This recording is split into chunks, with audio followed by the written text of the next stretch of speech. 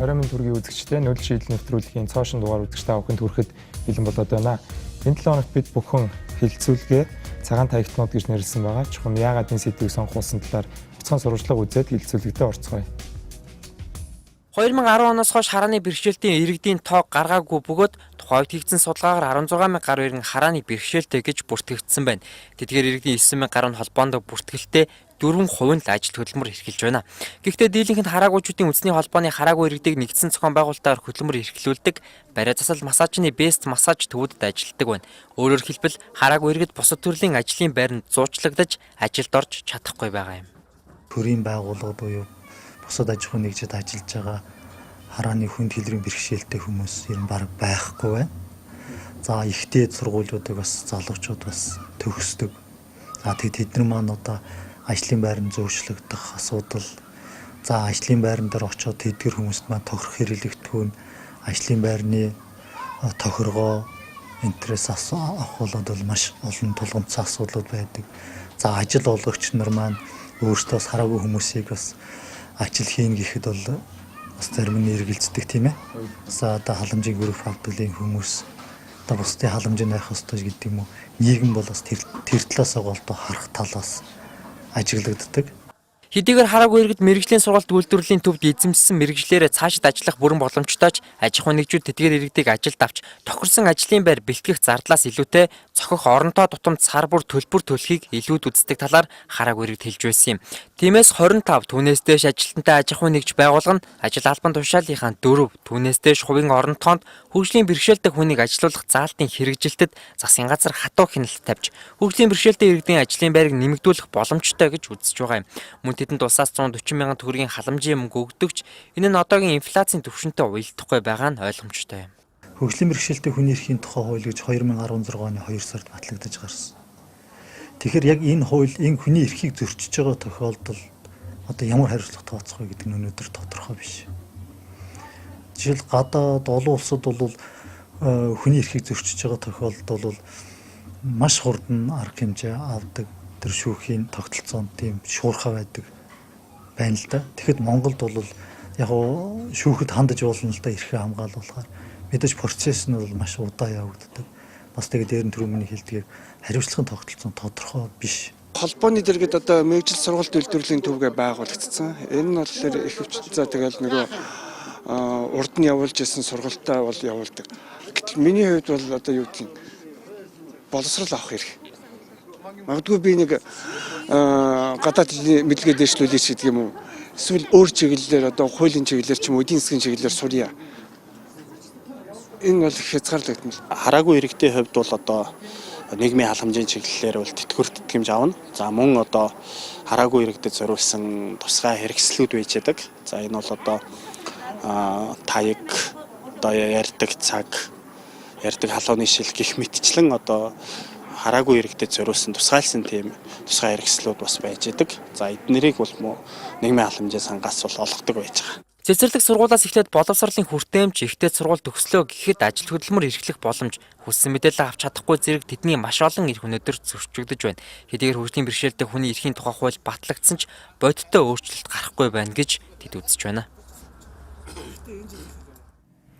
За тэгэхээр энэ сэдвээр ярилцахаар бид студидээ 6 зочноо урьж авчираад байна. За би баруун гартлаас танилцуулъя. Хүний эрхийн үндэсний комиссийн референс хэмжтмаа хүрэлцэн ирсэн байна. За хөдөлмөр халамж үйлчилгээний ерөнхий газрын анхлах мэргэжилтэн Батмөнх хүрэлцэн ирсэн байна. За эрүүл мэндийн яамны дэргэдэх салбар зөвлөлийн гишүүн Адья хүрэлцэн иржээ. За миний зүүн гарталд Монголын хараагуйчдын үндэсний холбооны удирдах зөвлөлийн гишүүн за Ган Зориг хүрэлцэн ирсэн байна. За мөн Монголын хараагуйчдын үндэсний холбооны ерөнхийлөгч Гэрэл ирсэн байна. За мөн мэрэгжил сургалт үйлдвэрлэлийн төвийн оюутан Мөнхтөр нар иржээ. Тэгэхээр хамгийн түрүүнд Гэрэл ерөнхийлөгчөөс саяын сурвалжлаган дээр гарч байгаа тоо баримтууд болон нэр томьёоны эхлээд бүгдээрээ гарааны тоонуудаа цэгцлээд авъя гэхүү. Надад байгаа баримтаар болохоор байгаа мэдээллээр бол үндэсний статистикийн хорооноос Монголд бол 16,000 б орчим хүн харааны бэрхшээлтэй гэсэн бол Улаанбаатар хотод 9,000 орчим иргэн байдаг гэж байна. Тэгэхээр сая бас 10 сарын 12-нд дэлхийн хараагуйчдын өдөр болж өнгөрсөн байна. Тэгэхээр хамгийн сүүлийн тоо мэдээллээс та бидэнд танилцуулаач.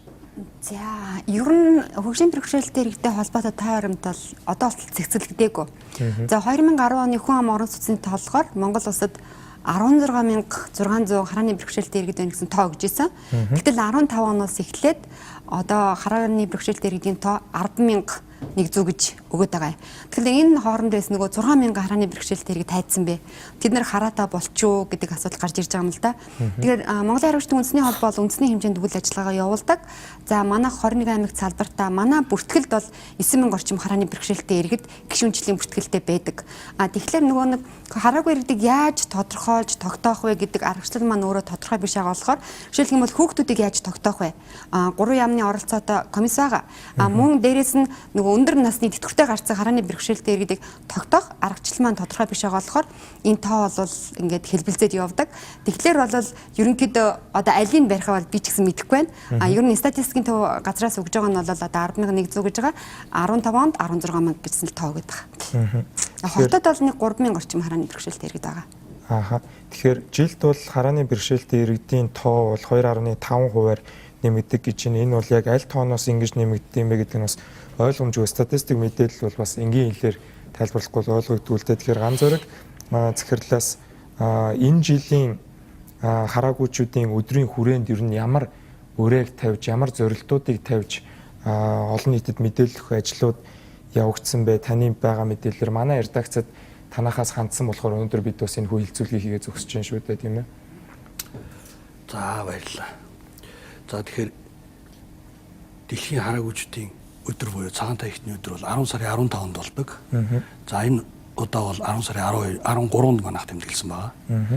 Тэгээ ер нь жил болгоны цагаан таягтны өдөр бол өдрийг бол бид нэр одоо тухайн жилд нь тохируулаад онцлогтой тэмдэглэдэг л дээ.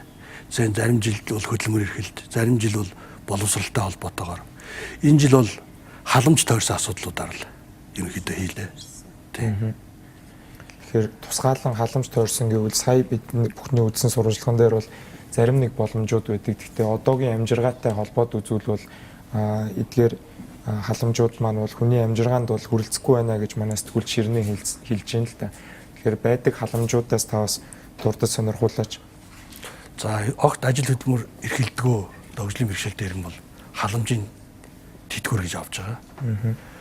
За нийгмийн даатгал төлжсэн харааны бэрхшээлтэй хүмүүс бол нийгмийн даатгалаас тэтгэвэр авдаг тийм. Бүрэн тэтгэвэр буюу хувьд тогтоосон тэтгэвэр энтергээд авдаг. За энэ үйлчлэгээнүүдийг бол хуулийн дугаар авдаг л да. Гэхдээ гол нь халамжийн үйлчилгээ. За халамжийн одоо байгууллагт ажиллаж байгаа биднэрт үйлчилж байгаа одоо халамжийн ажилчдын харьцаа. За тэгээ халамжийн үйлчлэгээг хуулийнхаа дагуу тухайн хүмүүстэй хүрж ийн үгүй юу гэдэг талаар гол нь удаа бол хүндсэн юм байна бид нар. Тэ. Яг хоо зарим нэг гишүүд маань гомдол хэлдэг л дээ халамжийн үйлчлэгээ их муу байна.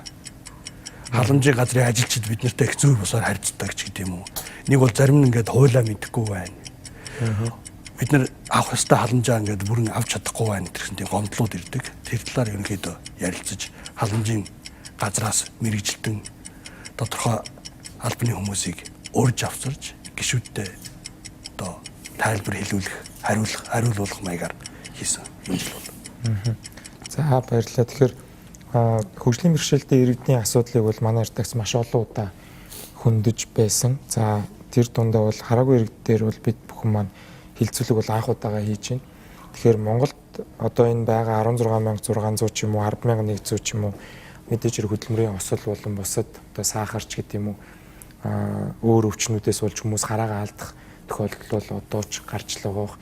Тэгэхээр эдгээр иргэдийн маань эрх ер нь хаана их зөрчигдөөд байна гэж хүний эрхийн комисс дээр танаа тоо мэдээллүүд ирсэн гомдлууд дээр ер нь түгээмэл эрхэн зөрчигдөж байгаа харагддаг байна. За баярлалаа. Хүний эрхийн комиссийн стратеги төлөвлөгөөгөөр ер нь бол одоо зорилтод бүлэгт бол хөгжлийн бэрхшээлтэй хүмүүсийн асуудал байнга явж байдаг. За мэдээж хөгжлийн бэрхшээлтэй хүн гэхээр мэдээж маш олон төрлийн бэрхшээлтэй хүмүүс байгаа тийм сонсгол тэрэгцэр гээд харааны бэрхшээл гээд маш олон хүмүүс байгаа. Тэгэхээр энэ хүмүүсийн асуудлаар ер нь хүний эрхийн комисс бол тодорхой стратеги төлөвлөгөөтэйг уялдаад үйл ажиллагааныхаа жилийн төлөвлөгөөнд багтаад нэлээдгүй ажлыг хийж гүйцэтгэсэн байдаг.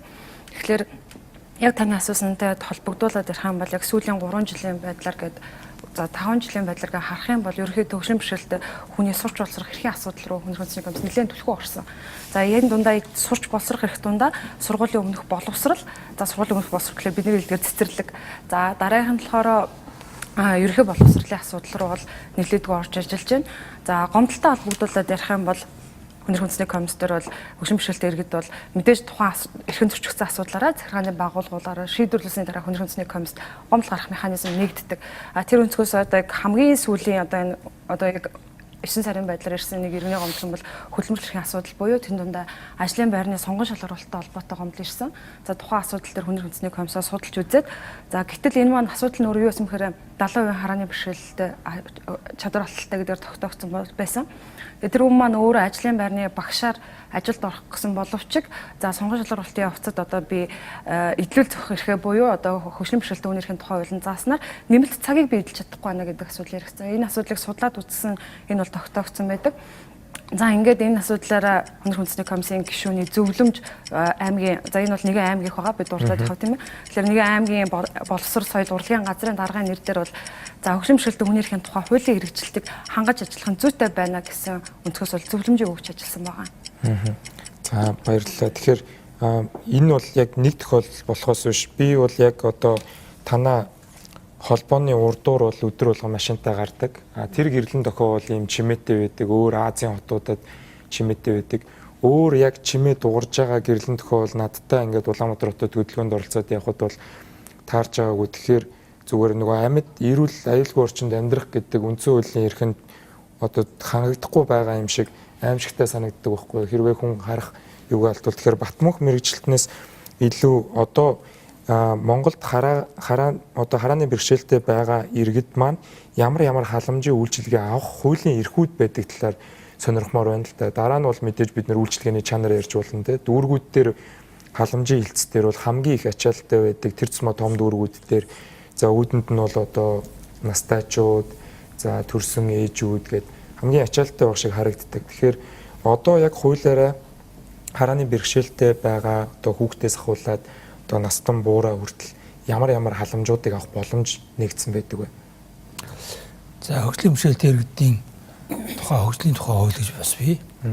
Тэр дотор бол хөдөлмөрлөлтөд дэмжих тухай хууль гэж хөдөлмөрлөлтийн талаас бол манай дээр бүрдэгдэх хууль байгаа. Тэгэхээр би бол яг халамжийн талаарх хууль дээр бол яг төдийлөн асуудлаар зөвхөн учраас энэ тал дээр бас их дэлгэрэнгүй мэдээлэл өгч чадахгүй байна.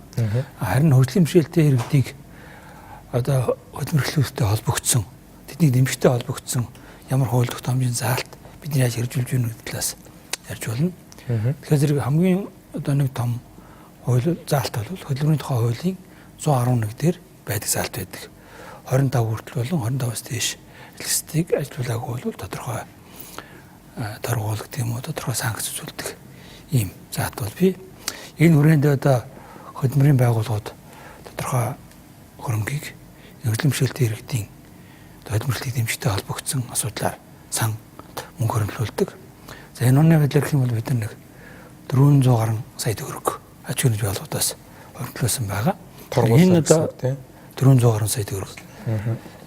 Тэгээд энэ одоо хөрөнгөлүүлсэн одоо санд хөрөнгөлүүлсэн хөрөнгийг бид нар эргээгээд хөгжлийн бэрхшээлтэй иргэдийг одоо ажлын байраар дэмжих тэнтэй холбогдсон хөдөлмөрлөлтийн үйлчлэгээ үзүүлэхэд зарцуулж байгаа. Тухайлбал одоо манай дээр хөгжлийн бэрхшээлтэй иргэдийн ажлын байр дэмжих хөтөлбөр гэж ус хэмжээнд хэрэгждэг. За аймаг дүүрэг дээр болохоор зэрэг 5 хүртэл сая төгрөгийн санхүүгийн эргэн төлөлттэй дэмжлэгийн асуудал яригддаг. За энэний хүрээнд бол манай аймаг дүүргүүд дээр хөгжлийн бэрхшээлтэй иргэд төслөө өгөөд за бид нар бол тэр төслийг үзээд ингээд сонирхолтой өгж байгаа төсөл байгаа. За энэ төслийн мэдээгээр үзэх юм бол бид нар энэ жил гэхэд энэ 9 сарын байдлаар шүү дээ. 845 иргэнд одоо сая 4,700 сая төгрөгийн санхүүгийн дэмжлэг үзүүлсэн байгаа юм. Энэний хүрээнд бид 995 ажлын байрыг бий болгосон гэсэн юм мэдээ байгаа. За хөдөлмөр хамт үйлчлэгийн ерөнхий газар дээр манай газар дээр бас улсын хэмжээнд томоохон үйл ажиллагаа явуулдаг тэр хүмүүс байгуулга аж ахуйн нэгжүүдэд зориулсан бас санхүүгийн дэмжлэг олох харамжаа хэрэгждэг. За энэ хүрээнд бид нар 6 сард бас төслийн сонирхолтой хийгээд нийтдээ нэг 27 аж ахуйн нэгж байгууллагатай 651 сая төгрөгийн санхүүгийн дэмжлэг үзүүлээд 159 одоо хөгжлийн бэрхшээлтэй иргэнийг ажлын байр хангасан байгаа. За энэ төрөөс бол 3 төсөл нь одоо хараагүй иргэдтэй холбоотой ийм хөрөнгөсөл хэрэгцээ. За баярлалаа. Тэгэхээр мөнгө төрийн хувьд бол бас өмнө нь оргил цаг мэдээгээр чиний талаар сурвалжлагыг би үзсэн. Зарим нэг өөрийнхөө яг сонирхож исэн мэрэгжлэр болон тухайн салбарт ажиллах гэхээр бас ажлын байр олдохгүй маш олон сорилтуудтай тулгарч байсан гэсэн. Тэгэхээр сурч боловсрох эрхийн талаар бас нэвтрүүлгийн ихэнд гарсан сурвалжлаганд иргэн бол байр суурь илэрхийлж байна л да. Тэгэхээр чиний хувьд бол ажлын байр хайгаад явхад ялгарлан гадуурх байдал ер нь хэр мэдрэгдэжсэн? За баярлалаа. Тэгээ шууд ялгарлан гадуурхалт бол мэдрэгдэхгүй л дээ. Тэгэхээр шууд бос байдлаар одоо ажилд олгогч ингээд ярилцлага авчаад эргээд холбогдё гэд утас мац аваад ингээд үлддэг. Тэгээд яг эргэж ингээд холбогдохгүй тэрнийхээ өөрөө буцаад тэр хүнтэйгээ уцаж очиж уулзахаар ингээд дахиад арга цаасан байдлаар ингээд өнгөрөөчдөг байсан. Тиймэрхүү л ялгарлан гадуурхалт бол ажил олгогч нараас тулгардаг л да. Тийм. Тэгэхээр одоо бидний одоо яг хараагүй хүний талаар бол тэдний ойлголт бол ерөөсөө бэдэггүй ажил олгогч нарт бол ер нь бол ажил хийж чадахгүй дээ л гэсэн байр суурьнаас ханддаг. Тэгэхээр танаа сургуулийг одоо үе тэнгийн чамтаа суралцж байгаа залуучууд ажил дээр гарах талаар ярихаар сая бас Батмөхгүйн хэлж байгаа энэ боломжуудыг та нарт мэдээлэл хэр хүрж ийн, ажлын байрны олдц ер нь юу хий гэж боддог вэ? Энэ салбарт гараад ажилландаа ийшээ ажилд орондоо ийм боломжууд байгаа даа гэхээр энэ ирээдүг өөдрөгөөр хардаг уу, төсөөлдөг үү? Мэдээж залуу хүн ирээдүг өөдрөгөөр л харалгүй яг. Гэхдээ манай Монголын нөхцөлд бол би болохоор хүртээмж технологи мэрэгчлэлтэн мэрэгчлэр одоо мэрэгжил сургалт үйлдвэрлэлийн төвд суралцж байгаа. Тэгээ яг энэ чиглэлээр ажиллах сонирхолтой. Урд нь би бас эдийн засгаар төгсөж исэн. Энэ хоёрыг хослуулад мэдээлэл технологийн газар ч юм уу эсвэл одоо банк хөрөнгийн биержтэй яг тэр тал руугаа илүү сонирхолтой учраас тийшээ ажиллах сонирхолтой тийм. Тэгээд тэр нэг санхүүгийн дэмжлэг гэдээ ярьж байна. Тэр тал дээр болохоор яг ингээд бид нар ингээд 100% харааны бэрхшээл 70%-аас дээш болчихоор зарим газрууд одоо нэг хөдөлмөрийн чадваргүй гэдэг мэлчиж байгаа байхгүй тэрийг. Тэгэхээр жоохон олдоход айгүй хэцүү байдаг. Тэгээд жоох хөөцөлдөж үзчихэл байсан л та. Тийм тэгээд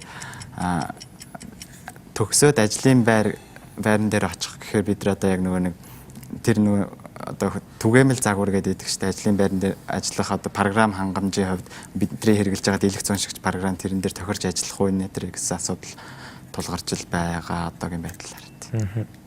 За баярлалаа. Тэгэхээр Адя зөвлөлийн гишүүнээс бол Монгол улсад яг энэ хараа алдалт буюу одоо хараагүй иргэдийн тоо түрүүн хэлсэн статистикаар буюу 2.5%-аар нэмэгдээд байна гэдэг дээр Монголд ер нь яг ямар шалтгаануудын улмаас хараагүй иргэдийн тоо нэмэгдэж байгаа энэ олдмол байна уу? Үйлдвэрийн ослтоо хамгаалж гинүү та бас мэдээлэл өгөөч бидэнд. За баярлалаа. За манай Монголд энэ хараагүй одоо хүмүүсийн тоо цонхлог хөгжим бол нэр заасан өвчнөөс нүдний даралттай өвчин байдгийг нэг номерт. Тэрний дараа бол насжилтын одоо болрын царилт, тэгээд үйлдвэрлэлийн оцол тийм гурван гол юмнаас болно. Гуравдугаар болохоор нөгөө өвчлөөс үл сахарны диабет одоо сахар чихрийн шижин гэж өвчин бол хоёр дахь байдлаар хүнийг хараагүй байдалд оруулах гол өвчин гэж орно. Зөвхөн олон улсын судалгаанаас үзэхдээ чихрийн шижин өвчин нүдний даралт өвчин хоёр л юм цонхилж 1-2 дугаар байранд явдаг. Монголд бол зөвхөн практик дээр сарж яхад бол гэмтлээс гаралтай торлогийн өвчин гэдэг торлогийн гэмтэл гэдэг бол маш их байгаа Монголд. Тийм учраас хараагүй олдож байгаа шалтгаан хаалгаа одоо янз бүрийн эмчилгээ хийсэн ч тэр нь үр дүн муутай. Тэгээ явцын дунд бол нэлээд тодорхой хугацааны дараа хараа алдах хамгийн гол өвчлөл болж ер нь ингээд судлагдж байна. Тэгээ өөр олон шалтгаанууд байгаа л да. Төрөлхийнх гэдэг бол ерөөсөө байна. Төрөлхийнүүд ер нь хүүхэдтэй үеэсээ л бараг ер нь төрөлхийн харааны одоо юм удамшлын гаралтай их байна. Одоо тийм өвчнүүдээр манайх бол судалгаа ер нь гаргацсан байдаг л да. За баярлалаа. Тэгэхээр гэрэл ерөнхийлөгчөөс эргээд түрүүн ганц зориг удирдах зүйлийн гишүүн бол хэллээ шүү дээ. Энэ жил бол илүү халамжин дээр анхаарсан. Гишүүдийнхээ гомдлыг бас төрийн төлөөлөлтөд авчирч сонсгоод ярьж ирсэн гэхээр би Батмунх одоо мэрэгжлэнээс суусан асуултыг танаас асуумаар байна л да. За 70% болон түүнээс дээш одоо бүрэн одоо хараагаа алдсан байгаа хүүхэд юм уу тасанд хүрсэн хүний хувьд ямар халамжуудыг авах боломжтой вэ? Энгийн одоо бидний мэддэг халамжийн төр үйлчлэгнүүдээс өөр тийм. Тийм энэ жил яг мэдээж хараагүй иргэдэг тойрсон олон асуудал байгаа. Бид нар бүгдийн л энэ өдрийнхөө хүрээнд бол хүндэж гаргаж тавьж байгаа. Гэхдээ яг тэр өдрийнхөө хүрээнд гишүүдийнхээ хүрээнд хийдэг уулзалт цуглаан хэлэлцүүлэх дээр бол халамжийн асуудал дээр илүү анхаарал хандуулсан. Яагаад бид нар халамжид хандуулсан бэ? Түр засгаас хууль гаргаж чинь, бодлого хэрэгжүүлж чинь. Гэхдээ яг тэр нь хүний амьдрал дээр хурж өөрчлөлт гаргаж ийнэг бол арайхан чадахгүй байна. Гэтэл хамгийн хүнд бодиттой нөлөө үзүүлдэг зүйл маань одоо халамж биш үү? Нөгөө нэг харааны бэрхшээлийнх улмаас авч байгаа группийн мөнгөч гэдэг юм уу? За нэг түлээн нөөцний мөнгө жилд нэг удаа 140 мянга авдаг юм. Гэтэл нөгөөх нь хуулиараа бол бүрэн хараагүй иргэнд гэж заасан байдаг л да. Бүрэн хараагүй гэдгийг бол өмнө нь бид нар яаж ойлгодог байсан бэ гэхээр хөдөлмөрийн чадраа харааны улмаас 70 буюу түүнээс дээш хувиар алдсан үнийг ойлгодог гэсэн. Гэтэл энэ жил одоо 70% та хүмүүст өгөхөө байсан 80% та хүмүүст 80 буюу түүнээс дээш хувиар хөдөлмөрийн чадраа алдсан хүмүүст өгнө гэсэн. Тэгэхээр нөгөө 70-аас 80 хооронд хөдөлмөрийн чадраа алдсан хүмүүс маань тэр халамжийнхаа одоо дэмжлэгт хамрагдах байчж байгаа. Тэгэхээр нөгөө хүмүүс чинь жилдээ ганц авдаг нөгөө 140 мянга авч чадахгүй болохоор энэ нь бол тухайн хувь харааны бэрхшээлт иргэдийн өмнөд бол нэлээд том цохилт. Тэгээ нөгөө мөнгө авах гал яагаад өгөхгүй байгаа юм бэ гэл маш олон гомдол санал бас энэ тусгай хэрэглээний зүйлсийг авах гад одоо бас 80% та хүн 80-аас доош хүнд нь өгөхгүй энэ төргээд асуудал олон гарсан. Тэгэхээр энэ дээр зөвхөн би нэг юм хэлэх гээд байгаа. Яг хэлэлцүүлгийн үеэр нэлээд асуудал тодорхой болж исэн. Ер нь бол улс орны эдийн засгийн хүндрэл нөхцөл байдал хүндрэлтэй байна. Тэгэхээр нөгөө нэг янз бүрийн зардал мөнгө тань гэсэн шийдвэрийг засгийн газраас сангийн яамнаас өгөөд байна. Халамжийн газруудад. Тэгээд хамгийн түрүү нөгөө мөнгө хэмнэх талбар нь хөгжлийн бэрхшээлтэй иргэдэд олгож байгаа нөгөө халамж руугаа буцаж гар дүрээд байгаа байхгүй юу? Тэгэхээр чи хамгийн хүнд бодиттой нөлөө үзүүлж байгаа халамжийн таанж болохгүй шүү дээ. Олон улсын байгууллагуудаас бас зөвлөмж өгж байгаа. Энэ хөрөнгө мөнгөө одоо хэмжин гэдэг нэрээр хөгжлийн бэрхшээлтэй иргэдэд өгж байгаа юм танхаа болооч гэдэг. Тэгэхээр тиймэрхүү гажууд л гарч байгаа. Тийм болохоор энэ жил бид нэр тэр асуудал дээр анхаарал хандуулж ярилцсан. Тэгэхээр нэг түлээн өрсний мөнгө 140 мянган төгрөг өгдгийг 3 жилд нэг удаа хараагүй иргэдэд 7 нэр төрлийн тусгай хэрэглээний зүйлс өгдөг. Харилцаа холбооны хэрэглээнд зориулаад нэг сард нэг 20 мянга өгдөг. Гэтэл эндгээрийнхээ өгдөг шалгуурыг одоо сангийн яамнаас чиглэл ирсэн. Дээд газраас чиглэл ирсэн гэд ямар нэгэн хуулиа даваад ингээд нөгөө нэг хасаад танаад байгаа асуудал нэлээд гарсан. Мэдээж хэрэг халамж бол чухал. Гэхдээ бид нар бас өнөөдрийнхөө нэвтрүүлгээр илүү хөдөлмөр эрхлэлээр анхаарал хандуулж яриасаа гэж бодож бас хүрэлцэн ирсэн л дээ. Яг гэвэл хүн одоо бие даасан байдалтайгаар нийгэмд өөрийн гэсэн орон зайтай эрхээ эдэлж амьдрахад санхүүгийн эрх чөлөө те бусдын донд хүлээн зөвшөөрөхөд ажилтай байна гэдэг бол маш чухал. Гэтэл өнөөдөр энэ асуудал маань Монгол улсад бас л олон арга хэмжээ авч байгаа мөрөөсөө өөр хоорондоо уялдаа холбоо байдаггүй. Яг хүндээ хурж өөрчлөлт гаргах тал дээр үнэхээр хангалттай байдаг гэж бид нар л үздэг. За баярлалаа танд. Нүүдэл шийдэл нэвтрүүлэг энэ 7 хоног цагаан таягтнууд нэрийн дор бас хараагүй иргэдийн асуудлууд болон ямар боломжууд байгаа талаар бид бүхэн ярилцж байна. Тэгэхээр эсрэг хугацааны сурчлагын дараа эргээд хэлэлцүүлэгдээ орцгоё. Нүүдэл шийдэл нэвтрүүлэг давгаар гэвж цагаан таягтнууд сэдвээр ярилцж байна. Тэгэхээр Монголын хараагүйчүүдийн үндэсний холбооны удирдах зөвлөлийн гишүүн ганц зориг танаас сонирхмоор байгаа зүйл нь мэдээллийн хүртээмж ямар үнэдийг бас сонирхмоор байна л да. Телевиз бол заавал үзэх мэдээж аудио видеоны урлаг гэхдээ хүн нүд бол одоо хүн хүрээлэн байгаа орчныхоо 75-аас 90% нүдэрээ олж авдаг гэдэг тийм шинжлэх ухааны одоо судалгаа байна. Тэгэхээр ажлын зар хаанаас харж ийн, барайл ном нэг хүртээмж ямар байна гэдэг дээр танаас сонирхоё гэж бодлоо. Ер нь бол харааны бэрхшээлтэй хүмүүс. За телевиз сонсож байгаа. Хөдөө орон нутагт бол радио сонсож байгаа. Тэгэл одоо бусд мэдээллийг бол тэгэл хүмүүсийн ярианаас тэр л авч байгаа л да. Тиймээс өөрөөсөө одоо сонин сэтгүүл аваад унших тийм бол боломж байхгүй. Зүгээр энэ сониныг унших юм бол зориод хүн нэр уншуулгатай. Тийм л байхаас биш. Хязгаарлагдал л да. За компьютер дээр ажиллаад одоо интернетээс төрлөөрийн мэдээлэл авъя гэхэд бас хязгаарлагдмал. Компьютерийг өөрөө ашиглах тэр интернетийн одоо төрлөөрийн мэдээллүүдийг уншиж програм хангамж бол Монголд бол төдийлөн хангамжгүй л байгаа л да. Дутуул байна. Тэгэхээр төр бол мэдээлэлээ заавал иргэдэд хүргэх тийм үүрэг хүлээдэг. Тэгэхээр төрийн мэдээлэл гээд жишээлбэл хууль гардаг тэр сонин бариал хэл дээр гардаг уу? Үгүй гардаг. Тэгэхээр хорон дээр очиод ямар нэгэн зарлагдсан ажлын байр юм уу, үнгүү гадны эмчнэрээ ирлээч гэдэг юм уу, үзлэг явагдаж байна юм уу, тэр мэдээллүүдийг хорон дээр очиод зүгээр наацхийн төрийн үйлчилгээг авахд одоо харааны бэрхшээл дээр яах вэ? Асуул гэсэн үг. Асуун. Тэр төлөв мэрэгжилтэн дээр холбогдоод асуул гэсэн.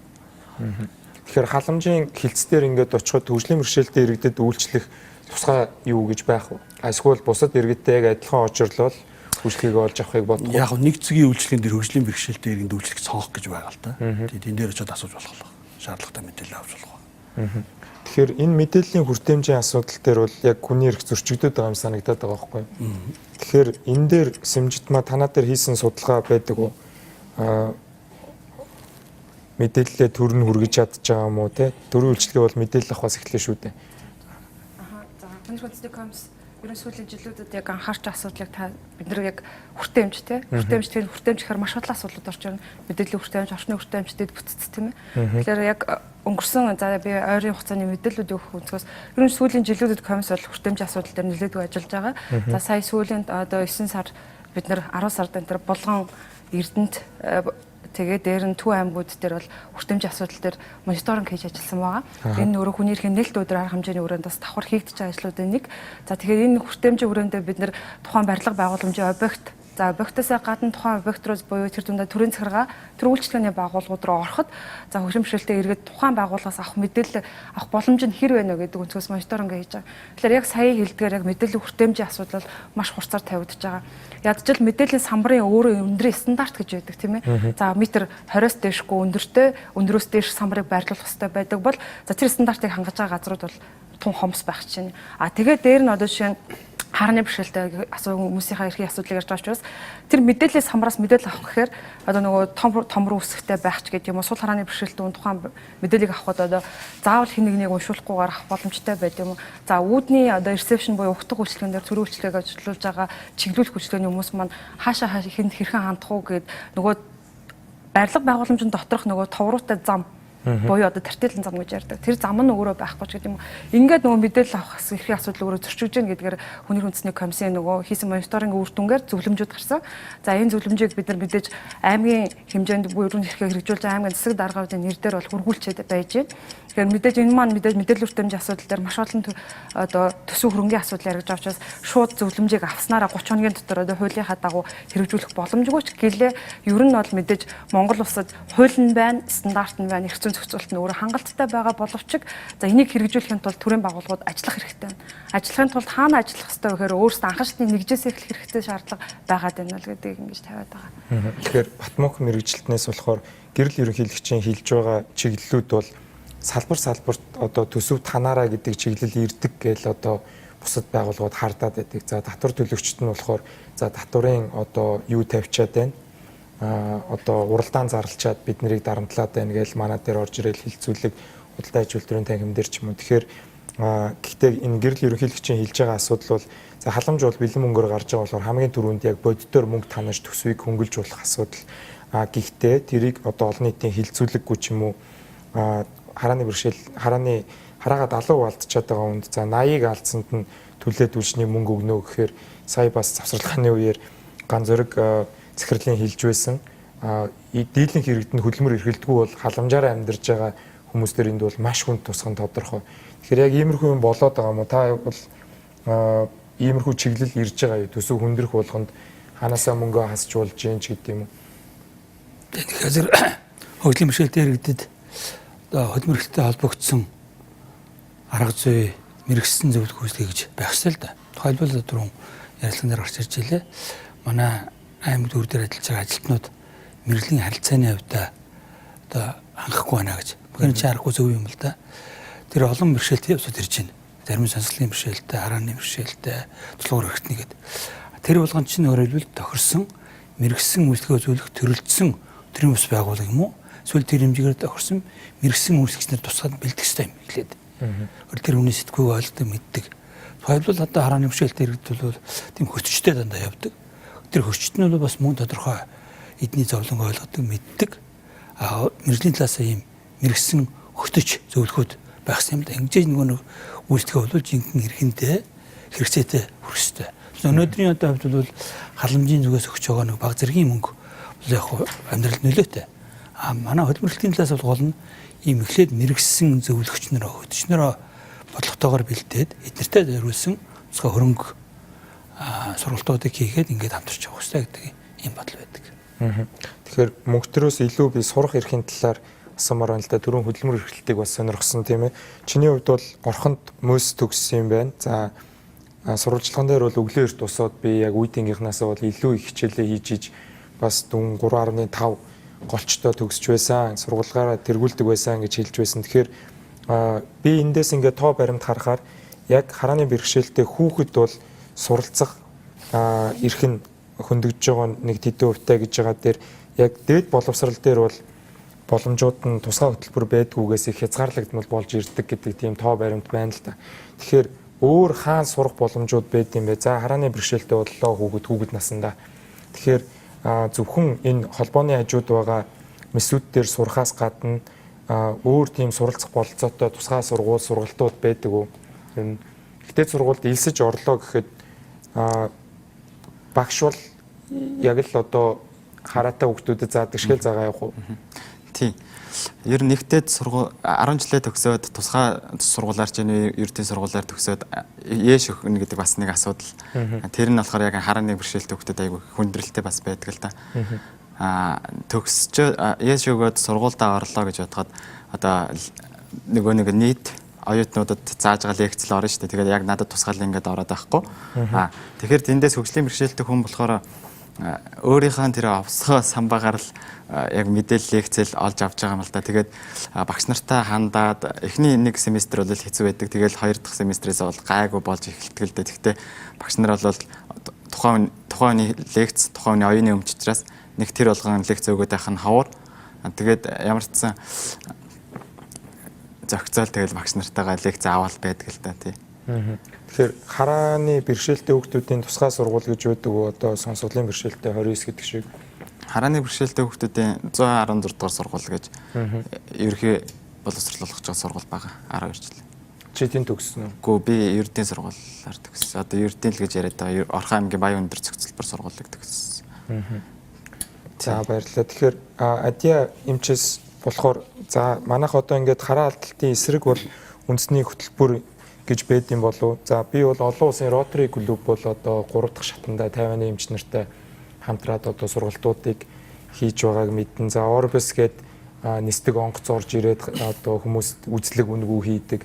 Манад бол тийм олон улсын юм хүмүүнлэгийн байгууллагуудын төслүүд бол их яваад байдаг. Яг нийгмийн эрүүл мэндийн үндэсний төвч гэдэг юм уу, эрүүл мэндийн яамнаас цагаан цагтнуудын өдрөөр хараагаа хамгаалах одоо аянч гэдэг юм уу те. Монголд бол таны түрүүн хэлдэг сахараас болж хүмүүс маш их хараагаа алдж байгаа гэж манай наашаа цаашаа өнөө өглөө одоо оргил цаг мэдээгээр бол эмчнэр орж ирээл байн хэлдэг. За сахарнаасаа болоод хараагаа алдсан шүү ч гэдэг юм уу.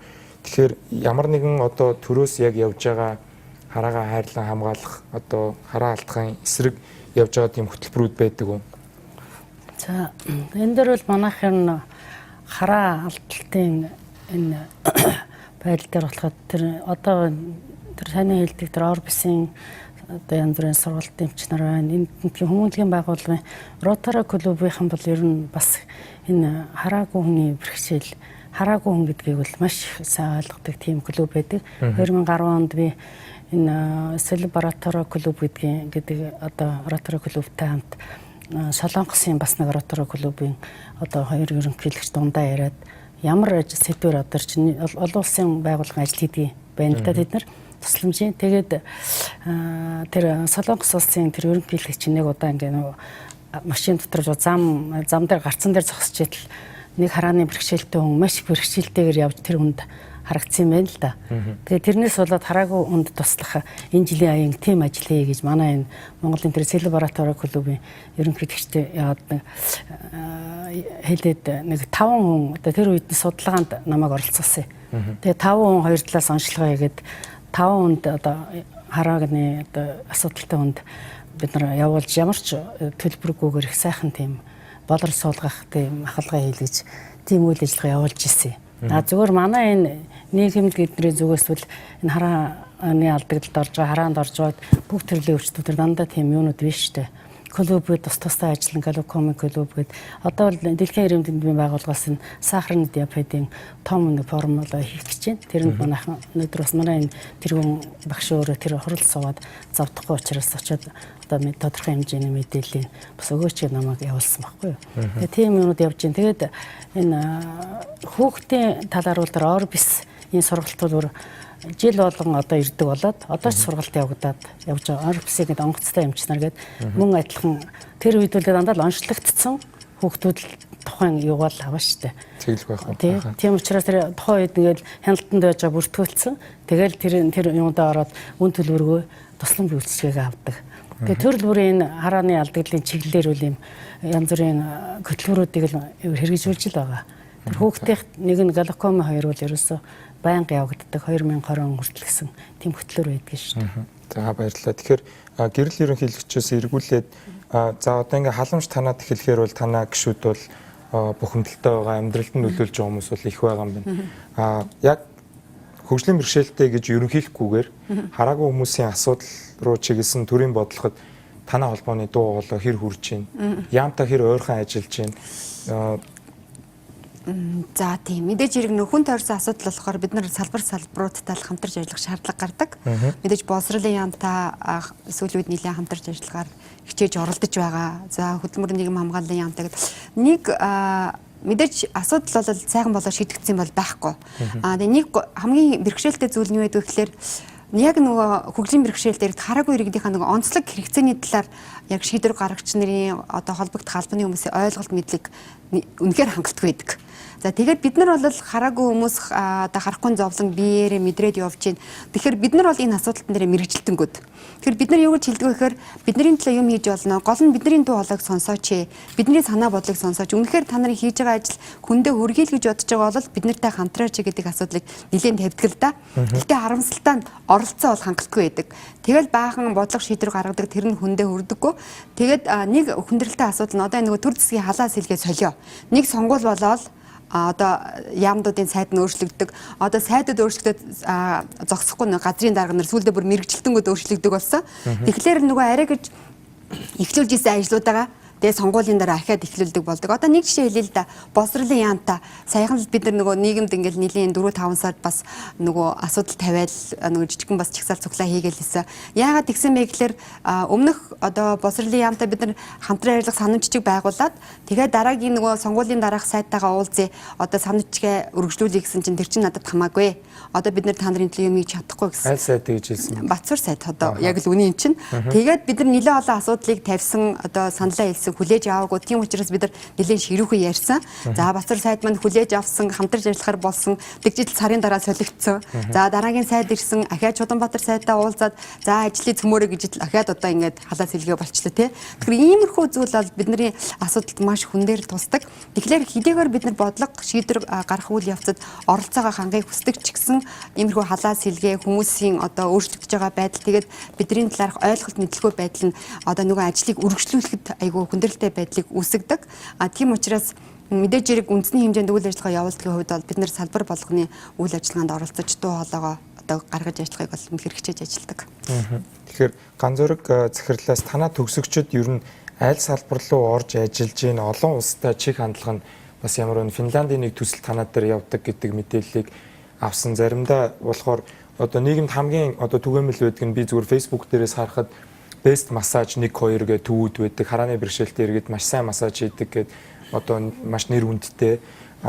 Зарим газар одоо дулааны цэцлэгийн станц 4 танаа дээр үйлдвэр дээр юм захиалж хийлгэж байсан л гэж байна. За өмнө нь бол бас одоо зарим нэг банкуд дугтуугаа хийлгэж байсан талаар мэдээлэл байна. Тэгэхээр яг гараараа хийдэг хөдөлмөрийн зах зээл дээр гарахаараа харааны бэрхшээлтэй иргэд ер нь ямар хөдөлмөрийн боломжууд байгаа харагдаж байна. Бас дандаа асуудал яриад яхаа тэ одоо бүгдээрээ боломжууд тэрэн дээр ямар дэмжлэг хэрэгтэй байна гэдэг рүү чиглүүл.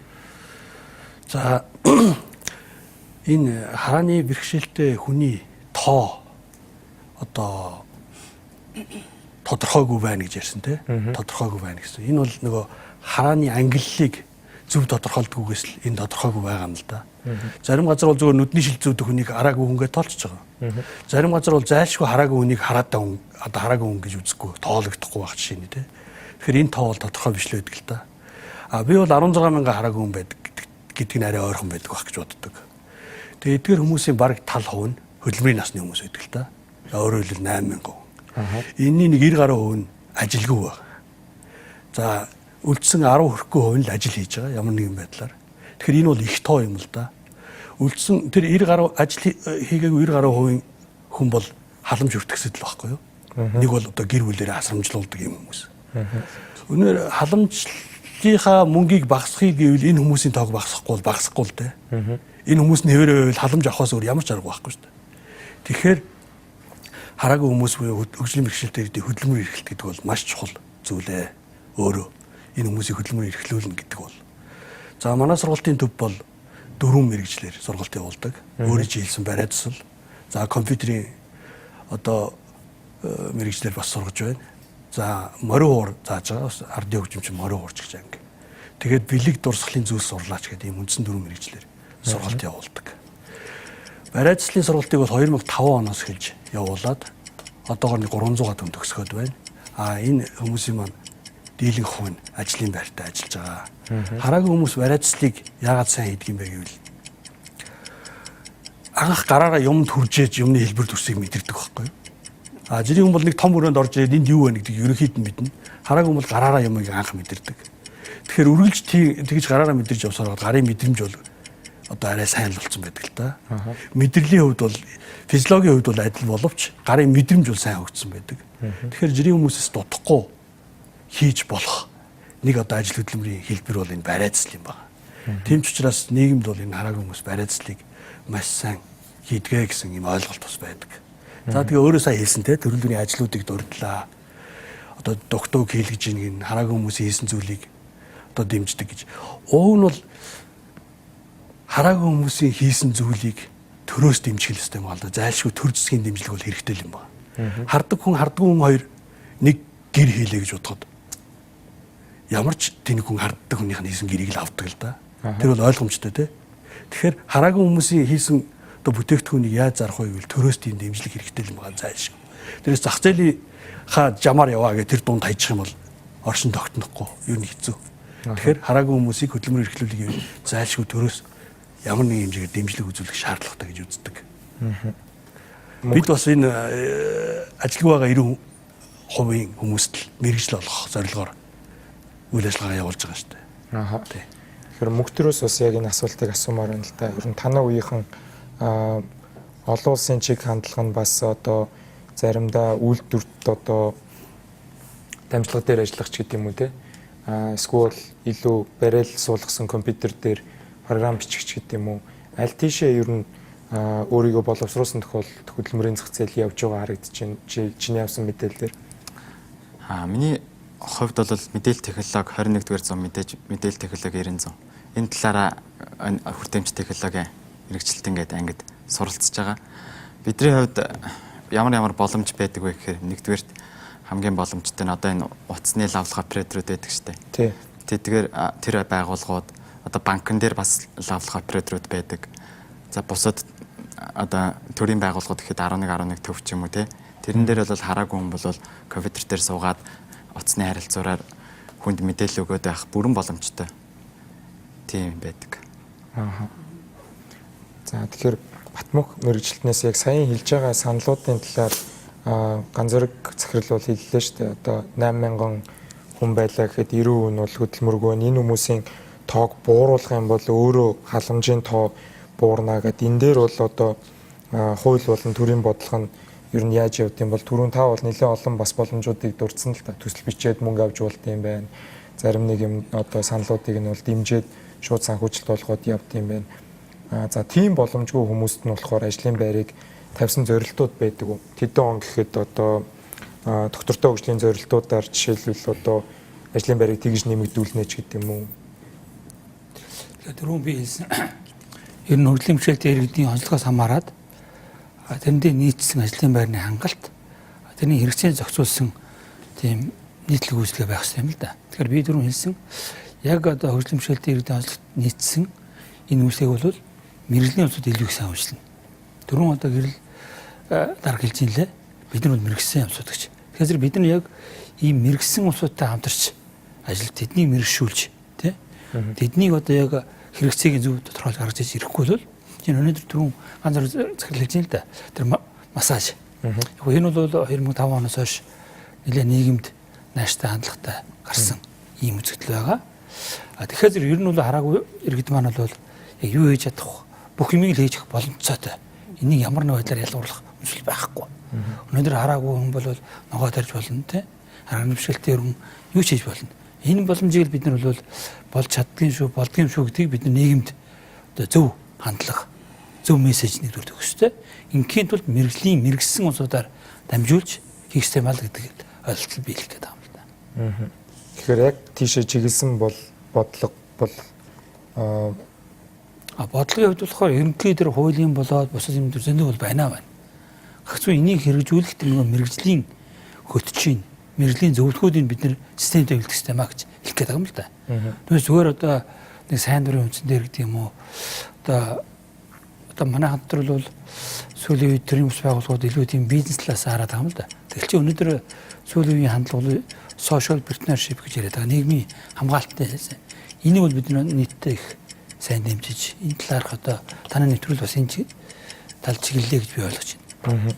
Тэгэхээр энэ нөгөө хөдөлмөрийн улсыг 50 дахин нэмэгдүүлээд ажил олгогчид маань одоо 25 ажилтны тутамд нэгийг авах хэрэгтэй гэдэг энэ заалтыг бол бид нар одоо Монголд бол аягүй сайн хүмүүсийн мэддэг заалт шүү дээ.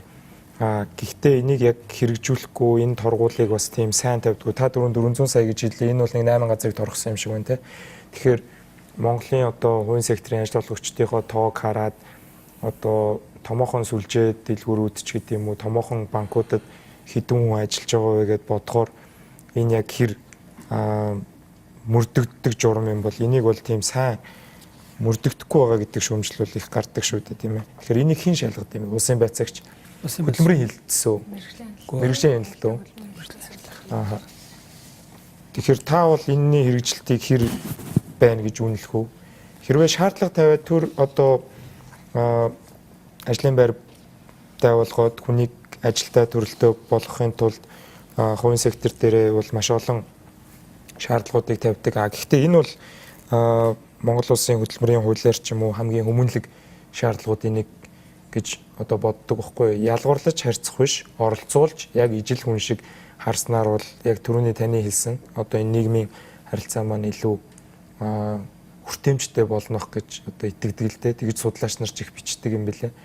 Тэгэхээр энэ дээр бол илүү анхаарч ажиллах хэрэгтэй гэж та боддог өөнийхөө хувьд. Яг өөрөө ч асууж байгаа тэр торгуул шийтгэл байна л да. Энэ бол бидний яг мэдээж хуулиараа бол байгаа санкцууд. Гэхдээ энэ бол нэг тийм одоо их үр дүнтэй арга биш л дээ. Хамгийн гол нь одоо нийгэмд ийм зөв хандлага, зөв одоо эрг мэс чихийн тулд тийм мэрэгсэн усууд дуу хоолой гаргах юм аа дээр би хэлээд байгаа юм.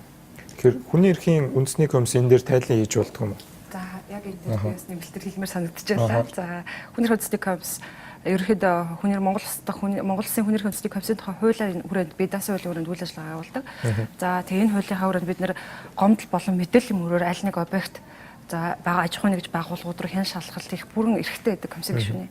За энэ хүрээндээ бид нэр бас нэлээдгүй аж ахуйн нэгж байгууллага, томоохон аж ахуйн нэгж байгууллагууд руу хэн шалгалтууд хийсэн байдаг. За сая хөдөлмөрийн тухай хуулийн 111-р зүйл зааснаар одоо 25 ажлын тутмын нэг нь хөгжлийн бэрхшээлтэй иргэн өөрөө ажиллаж байна гэдэг. Хэрэв ажиллахгүй байх юм бол засгийн газрын 2008 оны тогтоолын дагуу нөхөн төлбөрүүдийг төлж явах хэрэгтэй зохицуулалтыг бид нар яг хэн шалгалт хийж байгаа асуудлууд нэг хэсэг болгож оруулдаг. Энэ яагаад вэ гэхээр хөдөлмөрийн харьцаанд ялгарлан гадуурхалт байна уу байхгүй юу? Нэгдүгээрт, хоёрдугаарт гэвэл 111-р зүйлийн хэрэгжилт үүрэг хангагдаж байна уу гэдэг асуудлаас бол ордог. За мэдээж яг одоо томоохон нэгч гэвэл манайхыг орсон гэх юм бол одоо 3 үүрэн телефон компаниуд байна те Skytel, Mobicom, Intel гэсэн энэ компаниуд бид нарыг хөдөлмөрийн тухай хуулийн 111-ийг бас шалгаж байсан. За энэ дээр бол хэрэгжилт бас яг нөгөө харааны бэрхшээлтэй иргэдүүд чиглэсэн ажлын байр байхгүй ч гэлээ. За нөгөө тэрэгцэртэй иргэдэд зориулсан одоо нөгөө call center-ууд те call center-ууд дээр тодорхой одоо ажиллаж исэн сайн жишээнүүд байгаа. Гэхдээ энэ бол одоо 100% боёо одоо юу гэдэг 100 ажилтнтай айлахад 4 хөгжлийн бэрхшээлтэй хүн байлахад за 100 хангад 4 үнэ хангаж чадахгүй байхад нэг хүний ажлын байраар хангах ч гэдэг юм уу. Ийм тохиолдлууд бол байж байна. За энэ дээр ерөнхийдөө үнэр хэмжээ комиссийн барьж байгаа байр суурь гэвэл ер нь бол ажил олгогч Ажиллагч өөрөө хүний эрхийг суурилсан хандлагатай хэрэгтэй байна. За хүний эрхийг суурилсан хандлага гэдэг дотор мэдээж хүн лэмч хөглөмшөлтэй иргэд ч гэсэн хүн гэдгээр орж байна. Тэгэхээр энэ ажлын хүний эрхийг суурилсан хандлагатай байж ажлын байрынхаа нөгөө хөглөмшөлтэй иргэдэд тохирох хэрэглэгдэн боломжтой нөхцлөөр ингээд хангагдсан байж ивэл хинч ажлын байран дээр очиж ажиллах боломжтой. Тухайлбал одоо манай мөхтрийн хэлээд байгаа шиг тухайн ажлын байран дээр кол центрууд байх боломжтой. Гэхдээ нэмэлтээр тэр ажлын байр руу орлоо гэхэд тэр нөгөө тохирох орчин байх хэрэгтэй. За нөгөө хаалганы далаац байна, довжоо байна. За нөгөө тартилын зам байна. Нэмэлтээр одоо хүний өдөртмийн хөдөлмөрийн аятаа татаа нөхцлөөр хангуулах эрхийн өрөөнд чинь нөгөө ариун цэврийн өрөөч гэдэг юм уу. Маш олон асуудлууд дагалдаж гарч ирдэг. Гэхдээ нөгөө шинэ объект барилга байгууламжийг хүлээж авч байгаа улсын комиссийн ч гэсэн нөгөө стандарт дүрм журмаа дагаж мөрдөж явах юм бол эргээд одоо альч объектэд хин нэг ажлын байраар хангахын тулд нэгдүгээр орчин байх хэрэгтэй байна. Хоёрдугаар нөгөө хандлага нь байж байгаа хэрэгтэй байж гэдэг юм. Гэхдээ би ажлуулагчдыг бол хандлага харьцангуй сайжирчаа гэж хэлнэ. Ерөнхийдөө Хүний үндэсний комиссийн зүгээс харах юм бол ерөө ажлын байраар хангахыг хичээж байгаа. Гэхдээ энд нөгөө хүний эрхийг суурилсан хандлага ойлголт мэдлэгийг л дэвшүүлэх хэрэгцээ шаардлага байна л гэж хэлнэ. За баярлалаа. Нүүдэл шийдэл нэвтрүүлэг маань цагаан таягтнууд сэдвээр ярилцж байна. Хэсэг хугацааны сурчлагын дараа ирээд хилцүүлэгтээ орцгоё.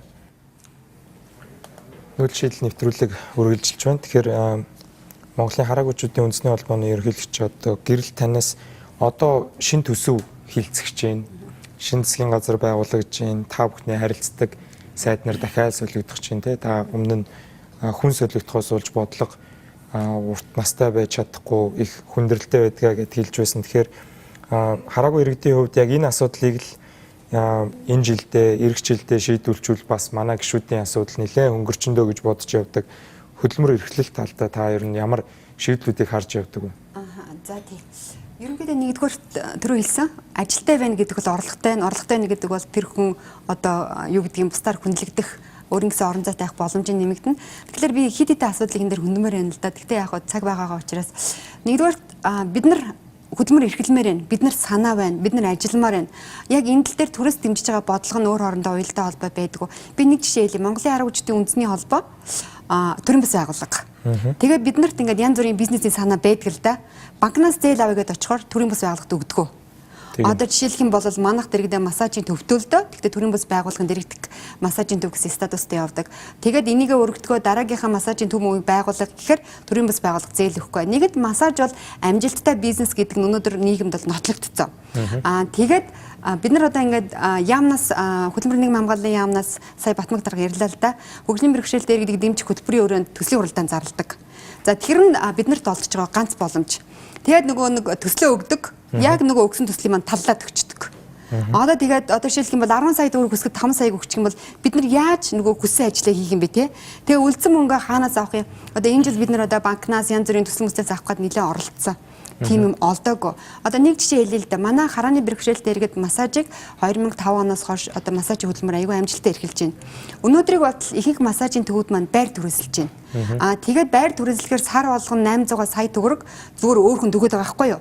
Тэгээд тэр хүмүүс маань банкнаас зээл авъя. Өөрийнхөө ирээдүйд хуримтлал бий болгоё. Энэ мөнгийг хүнд өгж явахаар лизингийн зээл аваад те ипотекийн зээл аваад банкнд төлье гэдэг. Тэгэхээр нөгөө хараагүй хүмүүс зитгэдэггүй. Өөр чи хараагүй хүн бол одоо нөгөө бизнесийн зээл олох тал дээр маш хориг байдаг.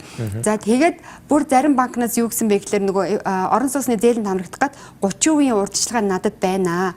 Тэгээд би одоо орлого нь сар болго юм байдгаа. Ингээд зээл авъя. Орон сууцны зээлэнд хамрагдах гэхээр хоёулаа гэр бүлийн хоёулаа хараагүй хүн л дээ. Тэгэхэд юу гэсэн бэ гэхээр 3 дагч батлан дагч олж ирсэн. Хин одоо тэр хоёр хүн дээр батлан дагчаар очих вэ? Тэгэхээр за уучлаарай зээл олохгүй ч гэдэг юм уу. Ингээд зүгээр би юу хэлэх гээд байна гэхээр биднэрт боломж байна. Бид нар хийх одоо хүсэл зориг нь гэдэг юм санаа нь байна. Яг дэмжиж байгаа бодлого маань ингээд нөгөө хоорондоо уялдаатай байдгүй. Хөдөлмөр эрхлэлийг дэмжих хөтөлбөрийн өрөөнд хэд хэдэн үйлчлэгнүүд байдаг л да хараг хүмүүсийг одоо хөгжлийн бэрхшээлтэй иргэдийг дэмждэг. Одоо хараагчдын үндэсний холбоо манайх 86 ажилтнтай. 61 нь харааны бэрхшээлтэй. Бид нар ингээд нөгөө шин хүмүүсийг ажлын байраар хангадаг. Тэгээд нөгөө ажил олгогчийн урамшууллыг авъя гэдэг нөгөө хөтөлбөрийн өрөөнд хэлэхээр төрийн бас байгууллагад олохгүй. Ганцхан аж ахуйн нэгж одоо кампус компанид олгоно гэдэг. Тэгэл бид нар ажил олгогч мөн штэ. Гэтэ бид нарыг ажил олгогч гэж үздэггүй ч гэдэг юм уу. Ингээд юм хийгээд байгаа юм шиг мөртлөөс үр шимэн хүртэх гэхээр хоорондоо уялдаг юмнууд зөндөө байгаад байдаг. Энэ дэр ганцхан юм тодруулчих болох уу? Одоо байгаа массажуудаа ХХК болгоод гаргаад явахаар яах вэ? Өнөөдрөөс эхлэхэд маргааш дараа жил ихэд нэг зээлийн төв үүсэн шүү дээ. За банкуд бол ялгуурлан гадуурхаад байна те. Тэгэхээр компани тооцоо үүсгээд одоо бол нийгмийн чиг хандлагатай бизнес гэж сошиал бизнес гэдэг юм уу те. Монголд бол яг хийгэл болно л доо.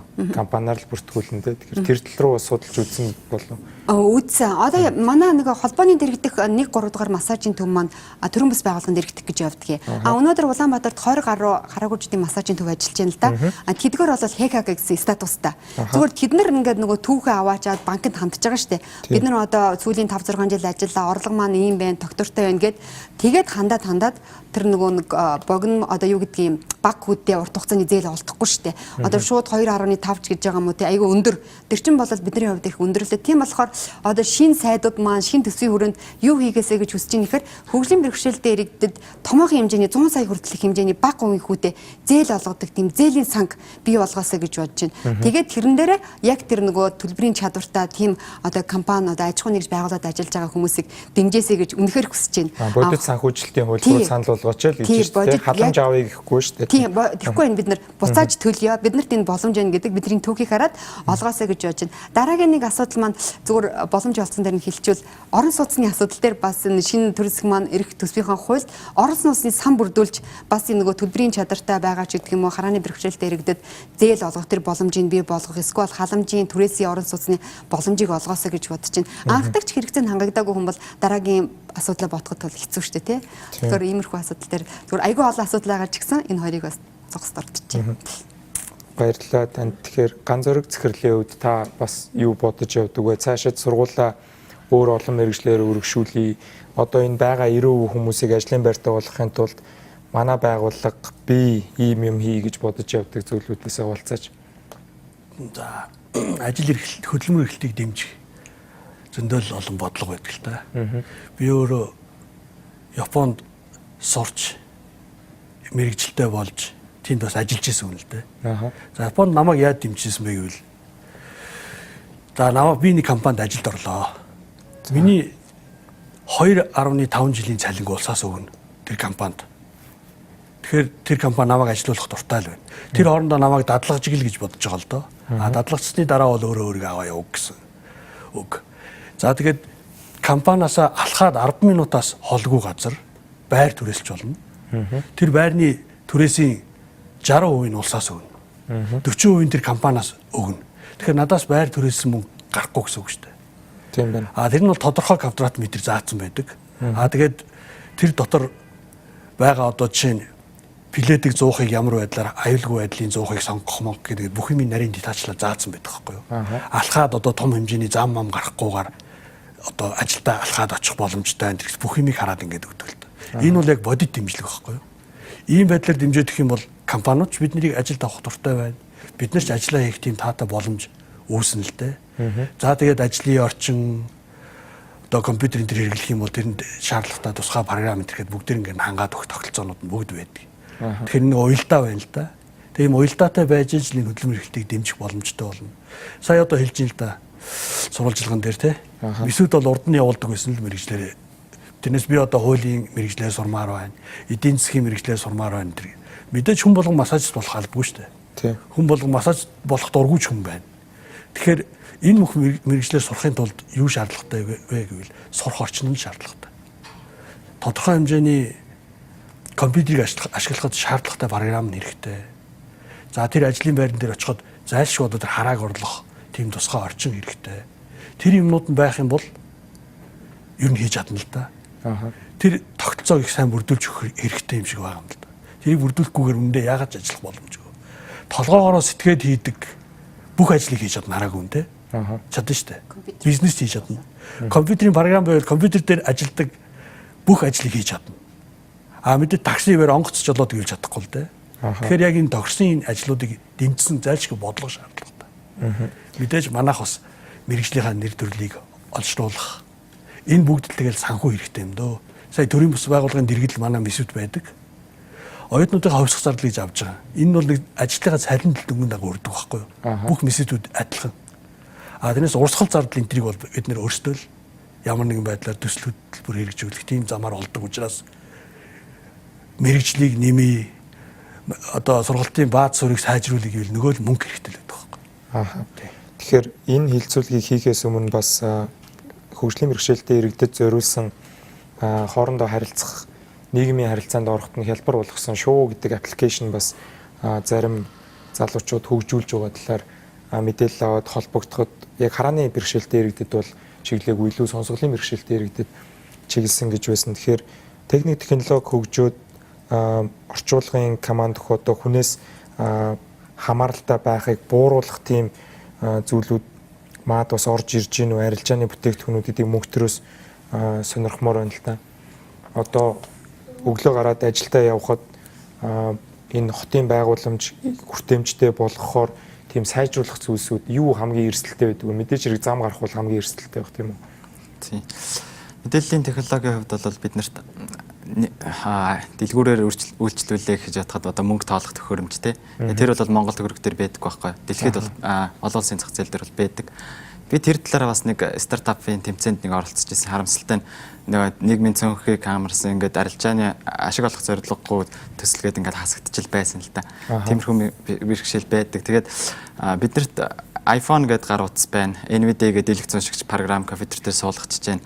iPhone бол хараа энэ утсыг ашиглахад бол биднэрт бол 60-аас 70% мэдээллийг бол олгочихж байгаа юм. Компьютероор бол бид нэр чөлөөтэй хүс Facebook одоо за зарим веб сайтуудаас бол хүссэн мэдээлэл авчиж болж байгаа юм.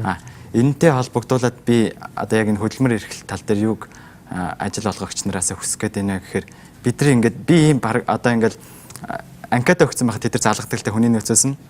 Тэгээд би ингээд харааны бэрхшээлтэй ийм програмтай хамтарч ийм програмтай байхад би чөлөөтэй ажиллаждаг. Тэр програм надад байгаа. Танай компьютер дээр очиж суулгая гэхээр за би наадах ч мэдээллийн ажилтан ноттой ярилцъя гээл таг болчихж байгаа. Ягаад тэгэхээр намайг харааны бэрхшээлтэй учраас энэ ажил хийж чадахгүй гэсэн шууд тийм нэг 1000 сонсохоор нэг үз гэж юу байдаг штэ. Бидрийг зүгээр ажлын байран дээр аваачаа зүгээр туршуулаад үзчихээ 1 сар 2 сар те эсвэл ажил олгоод 1 жил ажлын байраар хангахаар нөгөө хөдөлмөр эрхлэлтийг дэмжих сангаас 1 жилийн цалингийн өгöd ах шиг байгаа юм тийм багш. Тиймэрхүү урамшуул энэ төр байдаг штэ ажил олгогч нараа гэж бас хэлмээр байгаа. Төрийн зүгээс тэр 25 хүнд нэг хөгжлийн бэрхшээлтэй иргэн ажиллуулаагүй улмаас нэг хөдөлмөрийн хөлсний доод хэмжээний 50% та тэнцэх торгуулийг сар болгон төлж байгаа. 2 жил төлөөд 3 дахь жил дээр нь чөлөөлөгдөж байгаа. Тэр торгуулийн мөнгийг одоо зүгээр нэмэгдүүлээд одоо хөдөлмөрийн одоо тэр ажлын байр тэр местэн дээр байгаа хүн ямар цалин авдیں۔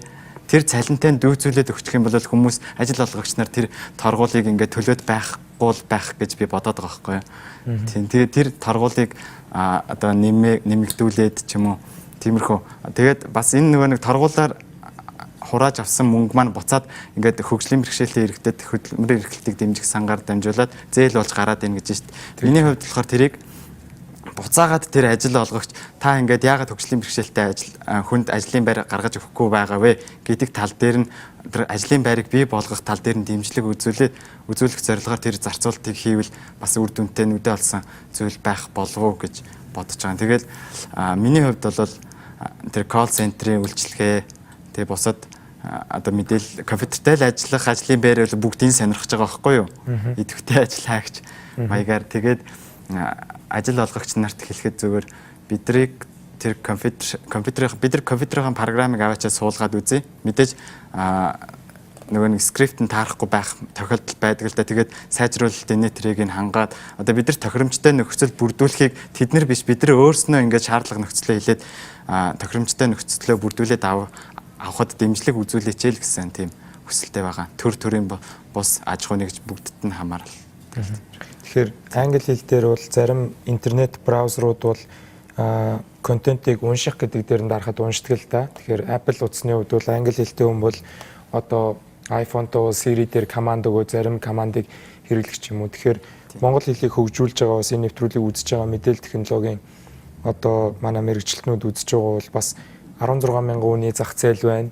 Мэдээний сайтуудыг бол аудиогоор монгол сайхан хэлээр уншдаг болгочход бол бас мэдээллийн хүртээмжийг бол маш сайн нэмэгдүүлэх тийм зүйл дээр бас Монголын томоохон мэдээллийн сайтууд за төрийн сайтууд маань те ягаад парламент цэгийн мэн коноп дарахад юм уу монголоор шинээр гарсан хууль тогтоомжууд байнгын орооны хуваарийг уншиж өгч болохгүй гэж энэ бол боломжтой санагдаж байна. Монгол хэлийг бол одоо кодлоод дуусч байгаа гэдэг мэдээллүүд бол их гарч ирж байсан. Тэгэхээр бас нэвтрүүлэг маань энд хүрээд харамсалтай нь өндөрлөх болж байна. Харааны бэрхшээлтэй иргэдийн нийгэм тулгардаг асуудлууд гэвэл бид нар бас завсарлагаанаар хэлж байсан. Яриа л байвал яриа л.